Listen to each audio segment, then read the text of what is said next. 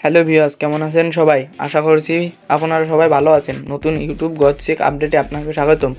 আজকের থাম্বনেল দেখে বুঝেই ফেলেছেন ভিডিওর টপিক কি। আজকের ভিডিওতে আমি আপনাদের দেখাতে যাচ্ছি বাংলাদেশের এমন ভয়ানক 10টি অস্ত্র যা দেখে মিয়ানমার ও ভারতের মতো দেশও ভয় পেয়ে যায়। তো ভিডিও টপিক অনুযায়ী আজকের ভিডিওর 10 নম্বর অবস্থানে থাকছেন বাংলার প্রথম সাবমেরিন টাইপ 035G।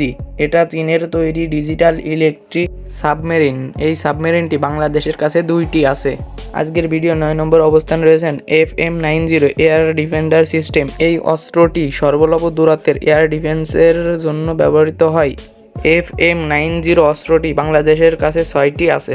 আজকের ভিডিওর 8 নম্বর হেয়ারবেইন Z9 হেলিকপ্টার। চীন মাল্টি রোল হেলিকপ্টার যা নৌবাহিনী ও বিমান বাহিনী ব্যবহার করে থাকে। এই হেলিকপ্টার বাংলাদেশের কাছে 7 থেকে 8টি আছে।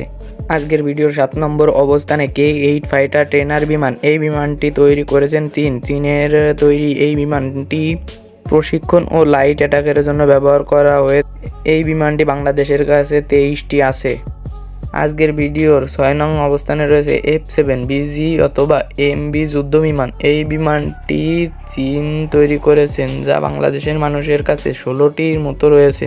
আজকের ভিডিওর 5 নম্বর অবস্থানে রয়েছে টাইপ 59 দুর্জয় ট্যাঙ্ক। বাংলাদেশের আরেকটি অন্যতম অস্ত্রের মধ্যে টাইপ 59 দুর্জয় ট্যাঙ্ক অন্যতম। এই অস্ত্রটি 200টির মতো আছে বাংলাদেশের কাছে।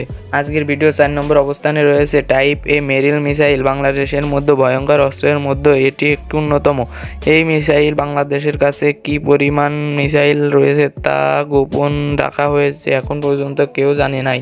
আজকের ভিডিওর 3 নম্বর অবস্থানে রয়েছে টু-হেড অর্ডিনারি। এই অস্ত্রটি ছাড়া সেনাবাহিনীর যুদ্ধের ক্ষেত্রে অসম্পূর্ণ। বাংলাদেশ সরকারের কাছে 150টির মতো অর্ডিনারি অস্ত্র রয়েছে। আজকের ভিডিওর 2 নম্বর অবস্থানে রয়েছে Yak-130 যুদ্ধ বিমান। এই যুদ্ধ বিমান বাংলাদেশ এবং রাশিয়ার কাছে রয়েছে। এই বিমান বাংলাদেশের কাছে 16টির মতো রয়েছে।